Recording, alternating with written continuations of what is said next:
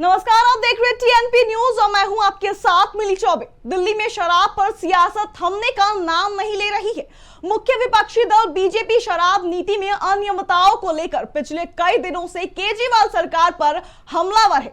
Sting operation के जरिए आम सरकार के घोटालों की पोल खोली जा रही है। अब बीजेपी ने दूसरा स्टिंग जारी किया है, जिसके बाद राजधानी की सियासत फिर एक बार गर्मा गई है। देखिए पूरी रिपोर्ट। दिल्ली में इन दिनों शराब पर सियासत सातवें आसमान पर है। बीजेपी लगातार शराब नीति में अनियमितताओं का आरोप लगाकर केजरीवाल सरकार पर हमलावर है। स्टिंग ऑपरेशन के माध्यम से आप सरकार पर करप्शन में लिप्त होने का दावा किया जा रहा है। बता दें, अब बीजेपी ने इस मामले में एक और स्टिंग जारी कर आपको भ्रष्टाचारियों की पार्टी बताया है।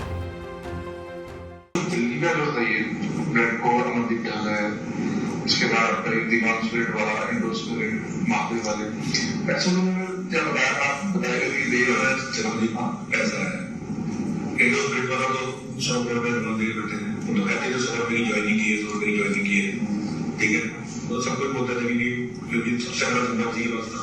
अब 100 रुपए की ज्वाइनिंग में भी एक ये भी लाइफ करने का धंधा है। भाई आप 100 रुपए किसी को एडवांस में दे दो, कैश आपने मेरे घर में कैश पड़ा नहीं, 100 रुपए एडवांस में दे दिया। अब आप आने में पता नहीं ये तो कैश वाइट तो ब्लैक की करना चाहिए होगी जो कैश दे रहा है।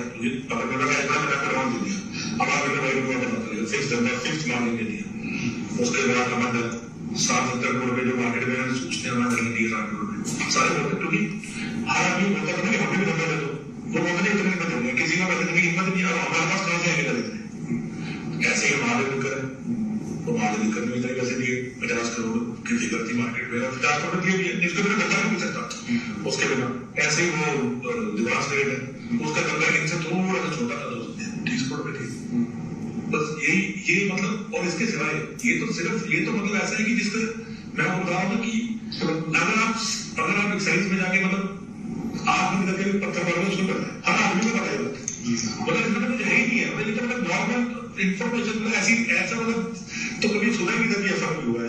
तो अमरनाथ पंजाबी अमरनाथ और एक अनंतराज दो आदमियों को 10,000 करोड़ रुपए का धंधा दो आदमियों को दे दिया। कैसे दे दिए? आप लोग तो हरियाणा के अंदर पॉलिसी एक शहर में 6 लोग के कंपटीशन क्या करता है। अगर एक दुकानदार में या एक रेस्टोरेंट में खरीदनी है 6 दुकानें हैं तो उसको तो फायदा मिलेगा ना। क्यों दिए दो आदमियों को? मतलब कोई रीजन तो बताओ कि ये दो आदमी क्यों करेंगे, आप क्यों नहीं खरीदते हर शहर में 2 आदमियों को, ताकि कंपटीशन कस्टमर के लिए तो कंपटीशन ज्यादा अच्छी बात है। आप नॉर्मल लोग कहते हैं कंपटीशन के लिए तो आप क्या रिस्ट्रिक्शन क्रिएट करो, ऐसी रिस्ट्रिक्शन क्रिएट करके 2 आदमी को धंधा दे दिया। आज की डेट में हम डल खरीद दो और अगर पॉइंट्स पंजाब में जिस भी रिटेलर का धंधा करा सकते हैं, जिसको ना मान दें उसकी दुकान बंद हो जाएगी, वो बेचारा पैसे नहीं कर देगा। आप अच्छा आप इसमें मेरे से नहीं पंजाब के किसी भी रिटेलर से जो बताने की हिम्मत करेगा उससे पूछो। जब हिसाब किताब सब कुछ सेम है तो चेंज कैसे होगा? सब कुछ सेम है, ये तो हर तरह के पैसे नहीं जाते थे। मेरा नाम है रिटेलर में दिनेश जोड़ा हो जाता था। अब लोग मेरे भी लोग दिनेश जोड़ा बोलते थे, मेरा नाम अमित अरोड़ा है, अमित अरोड़ा, मैं दिनेश जोड़ा नहीं हूँ। मेरे को कोई अलग का धंधा नहीं मिला, 1% का भी धंधा नहीं मिला। मेरे पास रिटेल का धंधा तो मिला हाई कोर्ट से मेरे को मिला है। High court Delhi high court से कोई जीत के लेके आया है, मेरे पास कोई और बिजनेस नहीं था। अब मैंने नाम डाल दिया तो मैं इंक्वायरी ज्वाइन कर ली।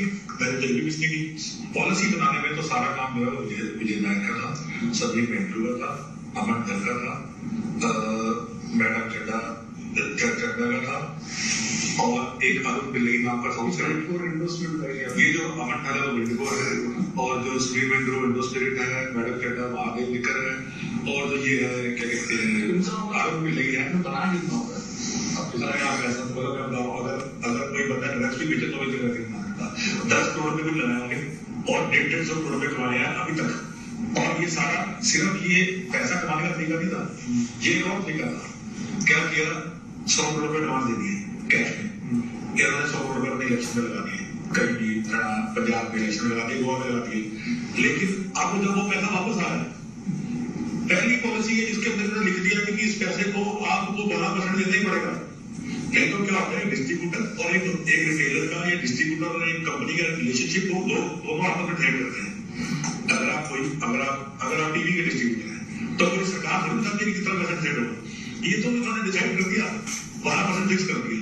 अब एक आदमी 10 करोड़ रुपए लगाए और हर महीने 10 करोड़ रुपए बनाए, ऐसा धंधा तो मैंने तो आज तक जिंदगी में दिखा नहीं सकता कि ऐसा मतलब पूरे ये तो जरा जो वैल्यूएशन होती है, पेटीएम बन गया 100, पेटीएम ने बोला अगर 1000 करोड़ रुपए बन गया, वही चीज चल रही है। अगर ये चलता रहता तो ये हजारों करोड़ रुपए का फ्रॉड था। ये तो सरकार के बीच में पता चल गया, मतलब इतना ओपन फ्रॉड था कि एक्साइज के पीएम को भी पता था क्या होगा। मतलब इन्होंने क्या किया, सारी दुनिया को मार दिया और सिर्फ कुछ लोगों को जिंदा कर दिया। सारे रिटेलर पुराने मार दिए बेचारे, सारे लोगों को मार दिया। ये तो हाई लगी थी सारे जो इन्होंने किया चर्चा भी नहीं। पहले एक बार सोचो, वो भी बताता हूँ। पहले एक बार सोचो, पहले 10 लाख रुपए का लाइसेंस था होलसेल का, इन्होंने 5 करोड़ कर दिया पूरे हिंदुस्तान में। मैं भी आपको बता रहा हूँ, पूरे हिंदुस्तान में कहीं दिखा 5 करोड़ लाइसेंस हो। क्यों कर दिया? ताकि छोटा प्लेयर रजिस्टर न करे। 10-12 लोगों ने ज्यादा कर लिया, 4 छोड़ गए, 3 छोड़ गए। क्यों? क्योंकि छोटा प्लेयर को 5 करोड़ की फीस ही नहीं आ सकती करती, क्योंकि बिजनेस तो 80% चला गया। बाकी आदमी तो जरा फीस भी अपनी खोल कर, ताकि धीरे धीरे क्या हो कि सारा बिजनेस ही चालू करवा दे। बेसिकली प्लान तो यही था कि सारा बिजनेस ही चालू करना है। पूरा दिल्ली का बिजनेस जो 15,000 करोड़ रुपए की टर्नओवर का बिजनेस है, वो सारा बिजनेस ही चालू करवा दे। अल्टीमेटली तो यही प्लान है गवर्नमेंट ने। तो और इन्होंने क्या किया, क्योंकि इनको पैसे सिर्फ इनको किसी रिटेलर से पैसे नहीं मिल रहे थे, इनको पैसे मिलते होलसेल से। ये क्या कहते हैं, बहुत सारी होलसेल कैसे होगी, जैसे बाकी स्टेट्स ना हरियाणा में, बाकी स्टेट में कोटा फिक्स रहता है कि आपने मैंने बिड की फीस दी 200 करोड़ की, तो 200 करोड़ के तक की एक्साइज का कोटा फिक्स है। उसके ऊपर अगर मैं दारू खरीदता हूँ तो मेरे को फिर से पूरी एक्साइज 165 की एक्साइज देनी पड़ती है। आज इन्होंने यहाँ पे क्या किया, जितनी मर्जी बेचो, कुछ कोई कोटा नहीं, 1% मिलेगा। इससे क्या हुआ, ये जो गुजरात का शोर मच रहा है ना, ये गुजरात में दारू कहां से गई? ये गुजरात में दारू दिल्ली से जा रही है।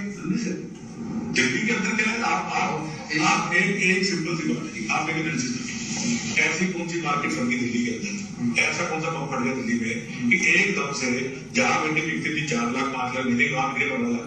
ये सारे के सारे अगर ये इस चीज को अंदर जाए तो सारा ये जो गुजरात का शोर बताते हैं कि गुजरात का दारू चली, गुजरात में दारू कहां से जा रही है? गुजरात में दिल्ली से जा रही है। आज दिल्ली से क्या पंजाब से जा रही होगी, क्योंकि पंजाब में भी सेम पॉलिसी लागू कर दी। पंजाब को प्लान किया, पंजाब में भी सेम, पंजाब में इन्होंने क्या किया, 12 का 10% कर दिया, क्योंकि शोर मच गया था 12% तो 10 कर दिया, बाकी तो सब कुछ सही है। लेकिन पंजाब में रिटेलर छोटे कर दिए। आज ये जहां तक जाएगा पंजाब से जा रही होगी। लेकिन ये जो दिल्ली को क्या करते थे, दिल्ली एक्सपोर्ट, हमारे धंधे में इसको कहते हैं एक्सपोर्ट कंपनी, कि भाई सारी जगह जो दिल्ली से स्मगलिंग हो, सब जगह इनको तो अपने को ऐसे मतलब है ना होलसेल की जगह, कहीं से भी जाएगी इनको तो होलसेल में पैसे मिलेंगे 6%। ये जो 12% की कमाई ये थी, कमीशन तो 6% का था। ये सब इन्होंने ओबराय होटल में बैठ के, लोधी होटल में बैठ के, ये जो मैंने आपको नाम बताया, अरुण पिल्लई, समीर मेहंद्रू, अमंडल, ये मैडम चड्डा, ये सब ने बैठ के इन्होंने पॉलिसी बनाई। ये सब ने बैठ के पॉलिसी बनाई और उसके बाद इन्होंने 6% का गेम खेला, सबको मार दिया। ठीक है, सारे L1 सिर्फ L1 के ऊपर पॉलिसी दी जा रही है। सिसोदिया तो इसमें बहुत बड़ा सरकार ने दिया। अब देखो जी, अब सिंपल सी बात है, ये कम से कम नहीं तो 3-4 हजार करोड़ की तो ये होलसेल पे प्राइस पे कर दे, उसके अंदर बड़े भी 300-400-500 करोड़ तो बना ही लिया हो। बाकी तो उसके सिवाय क्या किया, इतना तो सब कुछ, इतना तो मतलब कॉमन सेंस की बात है, इसमें तो कुछ है नहीं है। इस स्टिंग में एक शख्स दिखाई दे रहा है जिसका नाम अमित अरोड़ा है। वे शराब नीति में सरकार द्वारा कमीशन तय करने की बात कह रहा है और बताता है सरकार ने 5-5 करोड़ रुपए मिनिमम फीस निर्धारित भी की, जिससे छोटे और बड़े व्यापारी कंपटीशन में ना आ पाए। इतना ही नहीं, वह बताता है कि शराब घोटाले के पैसे को गोवा और पंजाब के चुनावों में उपयोग किया गया। बता दें, इससे पहले 5 सितंबर को भी बीजेपी ने इसी तरह का एक स्टिंग वीडियो जारी किया था। वहीं बीजेपी प्रवक्ता सुधांशु त्रिवेदी ने स्टिंग ऑपरेशन का वीडियो दिखाते हुए कहा कि आम आदमी पार्टी का जो घोटाले का स्टिंग सामने आया है, उसमें घोटाले के आरोपी नंबर 9 अमित अरोड़ा ने पूरी पोल खोल दी है। किस किस से कितना पैसा लिया गया, किस प्रकार से घोटाले हुए, सारी चीजें उजागर हो गई हैं।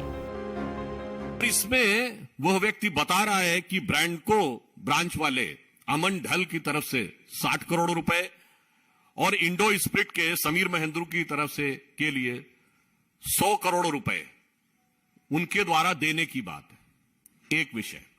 दूसरा, इसमें वो ये कह रहा, आप सभी जानते हैं, अगर मैन्युफैक्चरर, होलसेलर और रिटेलर, इसके बीच में जो कमीशन तय होता वो कंपनियां तय करती हैं। भिन्न भिन्न रिटेलर्स का कमीशन अलग अलग परिस्थिति के अनुसार तय होता, ताकि उसमें एक स्वस्थ व्यावसायिक प्रतिस्पर्धा यानी एक हेल्दी बिजनेस कंपटीशन बना रहे। पर वो बता रहा है कि पहली बार ऐसा हुआ है कि कमीशन सरकार ने तय किया, और वो ये भी बता रहा है कि कमीशन किसका तय किया, होलसेलर का। देखिए, एक महत्वपूर्ण बात यह है कि मैन्युफैक्चरर के लिए पैसे का इनपुट अधिक होता है, क्योंकि उसे इंडस्ट्री लगानी पड़ती है, चलानी पड़ती है। रिटेलर को दुकान रखनी पड़ती है। होलसेलर जो है वो तो एक प्रकार का इंटरमीडिएट व्यक्ति होता है, उसका कमीशन, यानी होलसेलर जो है वो पूर्णतः कमीशन के आधार पर चलता है, और सर्वाधिक कमीशन उसका, और वह भी सरकार के द्वारा तय। और इसमें वो ये बता रहा है कि कमीशन लेने का औचित्य और आधार क्या था, और किस प्रकार से वो पैसा लेकर बाकी लोगों को दिया गया। और इतना ही नहीं, यह भी दर्शा रहा है कि शराब के इस घोटाले के आधार पर लिए गए पैसे का गोवा और पंजाब में भी चुनावों में उपयोग किया गया।